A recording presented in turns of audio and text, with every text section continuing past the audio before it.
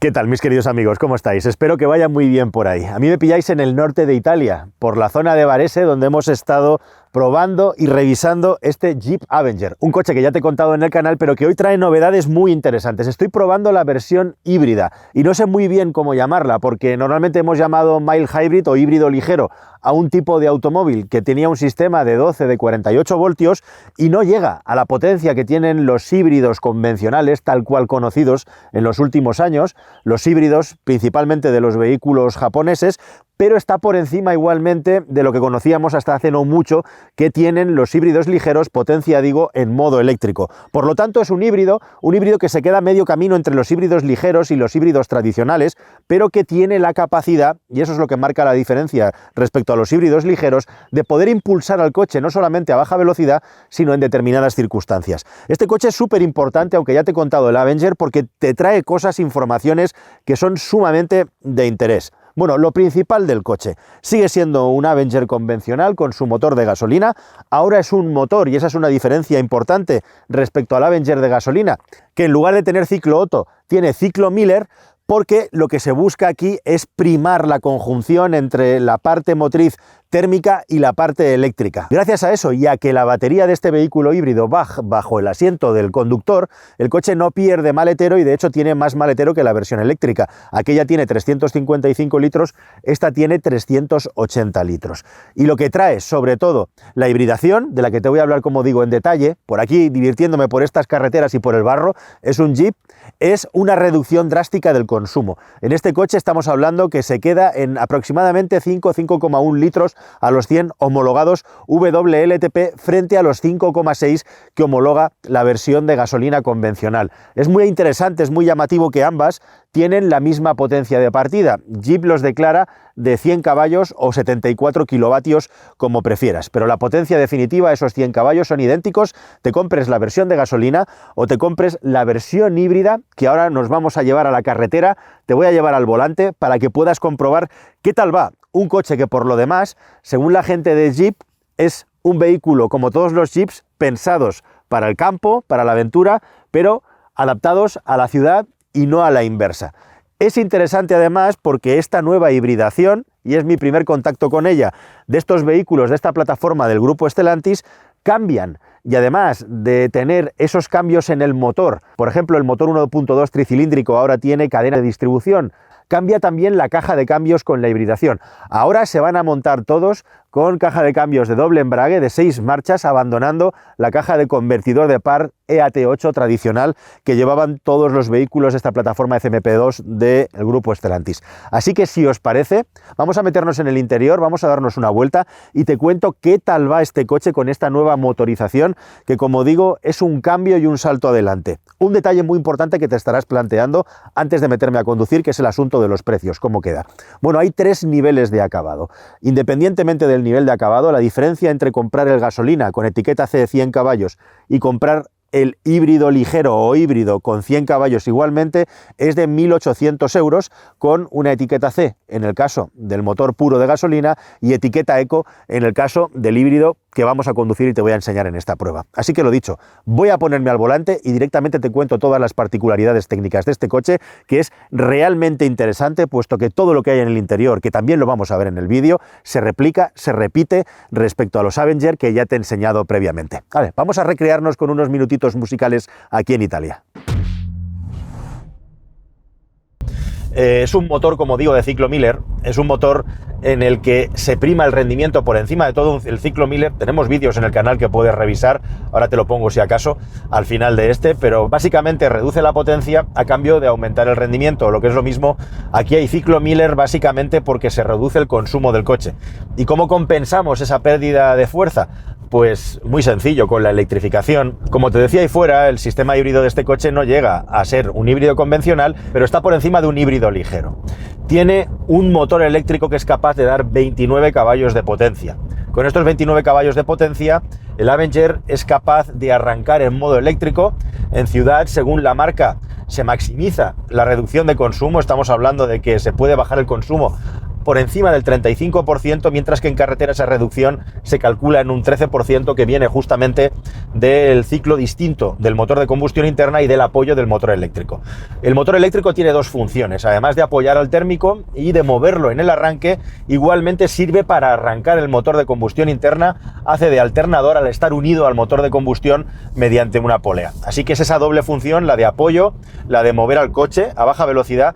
Resulta interesante que la batería tiene una capacidad de, redondeando, 0,9 kWh, que es bastante, pero hay truco. El rendimiento aprovechable en cuanto a carga de la batería es justamente la mitad, alrededor de 0,45 kWh de capacidad. ¿Por qué hay esa diferencia tan grande entre la capacidad bruta y la neta? Bueno, precisamente porque esa batería va a tener que estar trabajando durante toda la vida útil del vehículo y los fabricantes no se quieren arriesgar, se reservan una parte importante de la utilización de la batería para en el futuro poderla activar, poderla utilizar en caso de que sea necesario para evitar cualquier tipo de degradación y que el sistema híbrido siga funcionando a lo largo del tiempo. Bien, ¿qué tal funciona todo esto en el mundo real, toda esta teoría técnica? Bueno, pues efectivamente, aparte de la reducción de consumo, lo que se nota en este coche son varias cosas. Para empezar, quizá no tiene esa rabia, no tiene ese empuje que tienen los motores trecilíndricos a medio régimen y hasta unas 5.000 vueltas, que sí que tiene su hermano 1.2 PureTech de 100 caballos, pero este lo que tiene es más fuerza a bajo régimen. Y eso es gracias al impulso del motor eléctrico.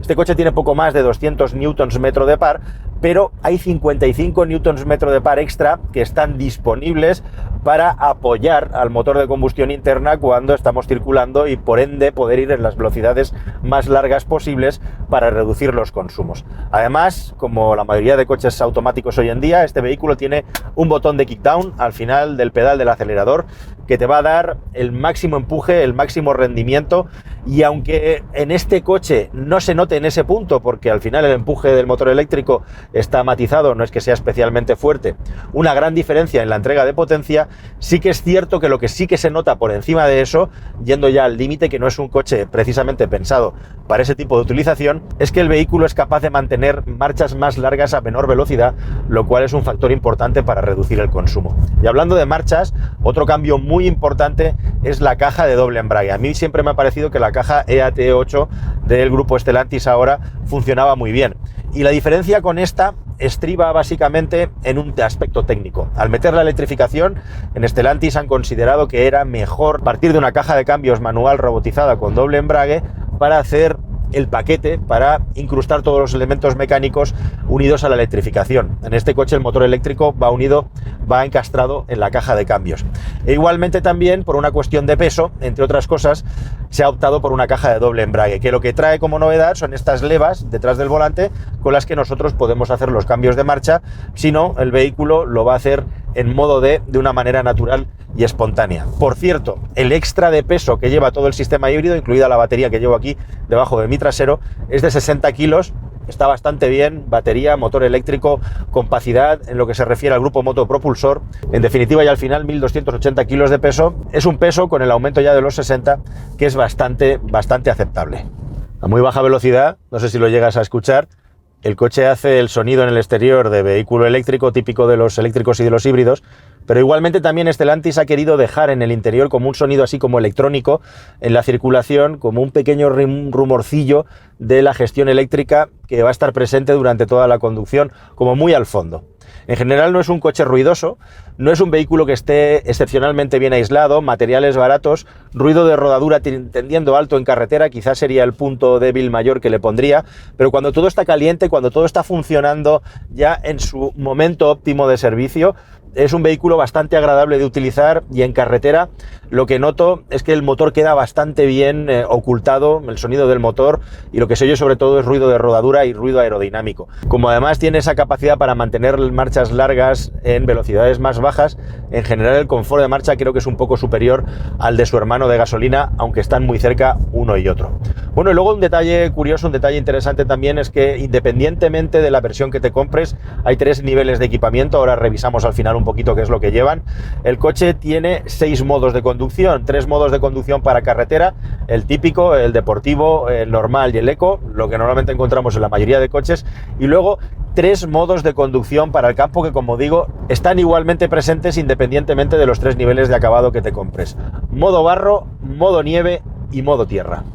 Jeep dice que este vehículo es capaz de hacer 1 kilómetro en modo eléctrico a velocidades inferiores a 30 kilómetros por hora con la batería completa. Yo no lo he conseguido durante la prueba. Tenemos un indicador aquí en la instrumentación, te lo voy a enseñar, donde podemos ver cuál es la carga de la batería. E igualmente también, como digo, que el consumo se reduce especialmente por ciudad, precisamente porque en las aceleraciones y frenadas es cuanto más tira del motor eléctrico, pudiendo estar encendido incluso la mitad del tiempo en lugar del de combustión cuando vamos a muy baja velocidad. Las transiciones entre el motor eléctrico y el motor de combustión interna están bien conseguidas, no hay saltos extraños ni tirones, con lo cual, bueno, pues es un sistema híbrido que al final lo que te da es un agrado de conducción bastante notable, sin que se note especialmente en la entrega de potencia, más bien es en ese aumento sutil del par que te permite circular a punta de gas con suavidad, y en un momento en el que cuando pisas el acelerador el coche no necesita hacer un salto o una bajada de marcha porque tiene suficiente fuerza para seguir empujando. El interior del Avenger híbrido es como el de cualquier otro Avenger. Cosas que me gustan y cosas que no me gustan o que me parecen menos conseguidas.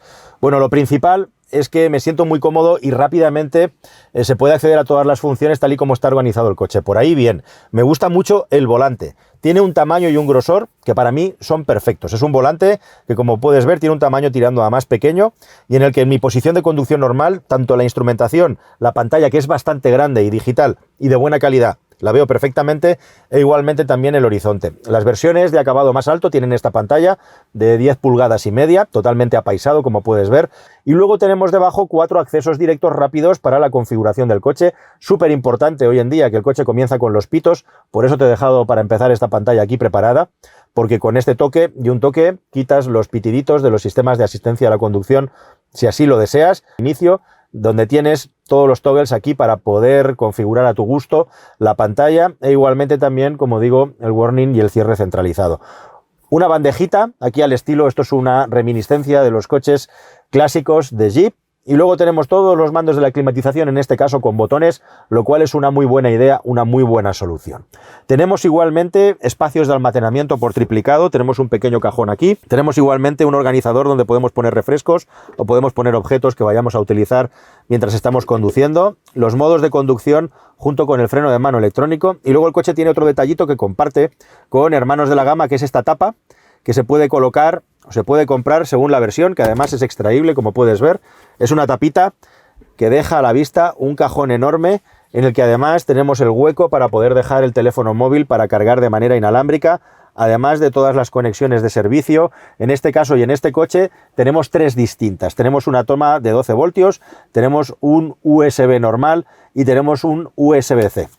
Esta tapita sirve para ocultar todos los objetos, por ejemplo, pues si te quieres dejar ahí cargando el teléfono móvil, es plegable, como puedes ver, se dobla en 2 partes, es parecido a las fundas que tienen las tablets, y por último la puedes dejar aquí levantada para recoger los objetos, se queda ahí aguantada igualmente. Justamente lo que estoy tapando y te voy a destapar es una de las cosas que menos me convence en este coche, es ese detalle de diseño del sistema de cambio automático. Como has visto, en todas las versiones hay cambio automático.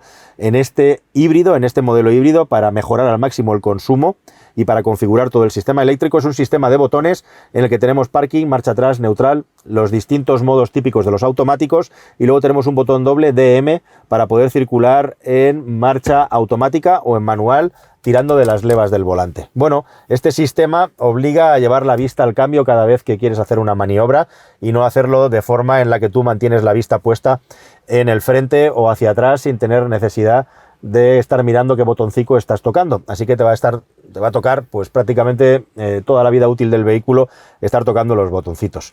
Apple CarPlay y Android Auto, por supuesto, inalámbricos, y en general, como digo, un coche que tiene un interior muy agradable y un puesto de conducción que a mí me convence. Lo que menos me convence, sin duda, cómo está organizado el cambio, y luego el hecho de que es un coche con plásticos duros, hecho de materiales baratos, no en vano, es el vehículo básico, el vehículo de acceso de la marca Jeep.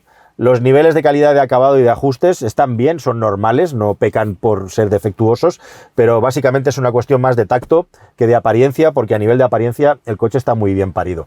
Techo solar opcional, que en este caso tenemos y que además es perfectamente utilizable, perfectamente abrible. Además podemos abrir de manera remota el maletero dando 2 toques en el botoncito que tengo aquí, y espacio, como te he contado ya en otras ocasiones, que no sobra, pero tampoco falta. 4 personas de 1,80 m pueden ir acomodadas en este coche sin ningún tipo de problema. La plaza central es un vehículo estrecho, pues es prácticamente testimonial y sirve para poco más que de separador entre los dos asientos traseros. ¿Estás pensando en comprar un automóvil nuevo? Pues entra en carwow.es y ahorra más de 4.000 euros de media. Entras, configuras uno o varios modelos y ya está. Vas a empezar a recibir ofertas gratis y de concesionarios directamente en el dispositivo que elijas. Pero ojo, tranquilo, no te va a molestar nadie. Solamente contactarán contigo cuando tú tomes la decisión. ¿Tienes dudas entre varios modelos? Es normal. Entras en carwow.es y miras las reviews. Probamos todos los coches y cómo se actualizan y te lo contamos de la manera más detallada y honesta posible. Infórmate, elige y ahorra con carwow.es. Es tan cómodo como ponerse el cinturón en este coche. Y ahora a seguir disfrutando del vídeo. Venga, vámonos. Te he dicho que la pantalla tenía muy buena calidad, compruébalo tú mismo. Para ser un vehículo, entre comillas, utilitario, aunque estamos hablando de 25.000 pavos, está bastante bien. Fíjate, aquí a la izquierda, que en la mayoría de modos del coche, como es el caso, han renunciado a colocar el cuentarevoluciones y directamente tenemos una zona de utilización del motor Charge, que está recargando batería, una zona Eco y una zona Power. Ya directamente no tenemos cuentavueltas. ¿Que quieres un cuentavueltas? Lo tienes. Ahora te lo voy a enseñar. Este sería el modo en el que visualizamos la carga de la batería. A la derecha, como ves, tenemos la autonomía. Ya has visto qué consumo se pueden llegar a conseguir conduciendo de manera suave. En este caso había bajado de los 4 litros.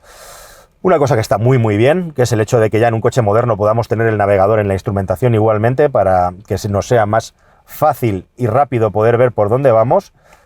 Y luego un modo de conducción en el que priman los datos de conducción y como puedes ver nos aparece este cuentavueltas. El que desee tener un cuentavueltas, pues aquí lo tiene. Uno que prima la información sobre los sistemas de asistencia a la conducción, básicamente por dónde se mueve el coche entre líneas. Como digo, una pantalla que para mi punto de vista es muy fácil de utilizar, muy fácil de configurar y que tiene bastante calidad y es lo que hace que este coche tenga un puntito extra de agrado a la hora de utilizarlo y de sentirte que realmente estás conduciendo por lo que verdaderamente has pagado. Cuando apagas el vehículo te resume cuánto tiempo has estado utilizando el coche en modo eléctrico. Ahora, como hemos arrancado, ya hemos apagado y no nos hemos movido, en estos minutillos que te he estado hablando no lo pone, pero te voy a enseñar una foto para que puedas ver en el último trayecto el funcionamiento del motor eléctrico ha sido de un 20%. Todos los faros del coche son LED para cortas, excepto en las versiones más costosas en las que además las LEDs también sirven para las funciones de largas. Además, los sistemas de asistencia a la conducción son los habituales en un coche moderno. Hay un programador de velocidad activo que permite además frenarse completamente y volver a arrancar, reconocimiento de señales, detector de peatones y bicicletas, además de automóviles con la frenada de emergencia, y también un detector de fatiga del conductor, además de los sistemas de alerta para el ángulo muerto. En definitiva, es un vehículo sencillo, pero que a nivel de equipamiento fundamental está bastante bien conseguido. He tenido ocasión de hablar con una persona con la que charlo cada vez que me encuentro con Jeep, que es Eric Lafox, que es además una persona súper cercana, es el director general de Jeep en Europa, y siempre es interesante hablar con él porque te cuenta muchas anécdotas y mucha información sobre la marca y sobre cosas que pasan en la industria del automóvil. Nos contaba Lafox sobre una pregunta acerca de las versiones térmicas del Avenger, porque inicialmente la idea de Jeep era vender este coche solo en modo eléctrico, solo en la versión eléctrica, y dejar la versión térmica para el mercado italiano y el mercado español. ¿Qué es lo que pasó en realidad cuando salieron las versiones térmicas? Pues pasó que sorprendentemente había gente en Francia y en Alemania que se bajaba a España y a Italia a comprar el coche en versión de motor de gasolina porque en sus países no lo vendían. Y empezaron a tener un problema porque justamente se supone que esos coches no estaban cubiertos por la garantía o por los servicios locales de esos países en los que no se vendía la versión de gasolina porque no tenían noticia de ello, ¿no? Era un poco confuso. Al final, viendo el interés que había en la versión térmica, no solamente no han cambiado de idea, sino que han decidido vender el térmico en todas partes, cambiando el plan. E igualmente también ahora la versión híbrida de este coche se va a vender igualmente en todos los países y esa idea original de que el Avenger fuera solo un coche eléctrico realmente se ha quedado en una idea, no ha funcionado, lo cual demuestra también cómo muchas veces los planes que la administración provoca que hagan los fabricantes de coches luego trasladados al mundo real son imposibles de cumplir y al final la marca tiene que proteger su cuota de mercado y si puede ser aumentarla. Así que la decisión de Jeep, que las versiones de gasolina e híbridas y ahora la que viene, que es la 4x4 también, se venda en todo el mundo. Porque sí, por cierto, también va a haber una versión 4x4, que en este caso es una versión que viene apoyada por el motor eléctrico del que te he hablado ya en este coche, pero luego que está duplicado. Tiene 136 caballos en total y 2 motores eléctricos, un motor eléctrico extra y algo más de batería para alimentar en la parte trasera y por lo tanto que el coche se convierta en un 4 ruedas motrices, algo muy similar a la solución que tiene el Toyota Yaris Cross 4x4. Jeep es de las pocas marcas, como puedes ver, que da un extra de conducción off-road a todos los vehículos que fabrica, forma parte de su filosofía. Y de hecho, en este coche es de las pocas marcas que, siendo un sub pequeño orientado para carretera, te da también el dato de sus cifras todoterreno, con un ángulo de ataque de 18,8 grados, un ángulo de salida de 33 grados en esta versión y uno ventral de 20 grados. Son cifras que no son las de un todoterreno ni mucho menos, pero que en algunos casos se acercan a vehículos como un Dacia Duster, por ejemplo, en el ángulo ventral. Igualmente, como puedes ver, el vehículo se defiende bastante bien en estas situaciones en las que hemos puesto a prueba con 2 ruedas motrices y unas ruedas muy buenas que han hecho que el coche en zonas bastante embarradas haya pasado sin ningún tipo de problema. Tengo el control de descenso activado y se supone que puedo poner el coche en punto muerto, porque como tiene motor eléctrico, lo que va a hacer es frenarlo él automáticamente. Aquí tengo el pie derecho, yo no estoy frenando, frena él. Lo indica en la pantalla, control de descenso de pendientes activado. Y lo que está haciendo el coche es utilizar el motor eléctrico para frenarlo y, bueno, pues cargar un poquito de electricidad. Y por cierto, hablando de 4x4, teníamos con nosotros a Marco Montepeloso, que es el máximo responsable de producto. Así que sería interesante, y así lo hice, preguntarle por la cuestión técnica de la caja de cambios, para corroborar lo que te he contado, y sobre todo también por rascar un poco de información, a ver si le sacábamos algo sobre el próximo Avenger 4x4. Y esto es lo que nos ha contado. The new transmission has been designed for the hybrid, so in the transmission is integrated the new electric engine. In this way, the dimension of the gearbox are very compact, but also the weight is very low. The total weight of the Avenger is only 1,280 kilos, and the weight is key, is very relevant when we are talking about fuel consumption. I can tell you some information. First of all, the most relevant, the 4xe will join the Avenger lineup and will be available for order within the end of this year. It will be based on the same mild hybrid 48-volt architecture, to which we will add an additional electric motor in the rear to offer 4xe, and also thanks to the power looping technology, the thermal engine is able to keep recharging the battery, so the 4x4 will be available in any condition despite the level of the battery. Y nada más, queridos amigos, espero que toda esta información completa te sirva para hacerte una fotografía 360 de lo que es y no es el Jeep Avenger. Espero que este vídeo te haya gustado. ¿Qué te parece a ti? Te espero en los comentarios. ¿Te parece bueno el movimiento de Jeep respecto a los coches de gasolina e híbridos? Te leo y nos vemos en un próximo vídeo, por supuesto. Y si no lo has hecho ya, suscríbete, que es gratis. Suscríbete al canal, que es la mejor manera que tienes de ayudarnos. Hasta el siguiente vídeo, querida familia. Adiós.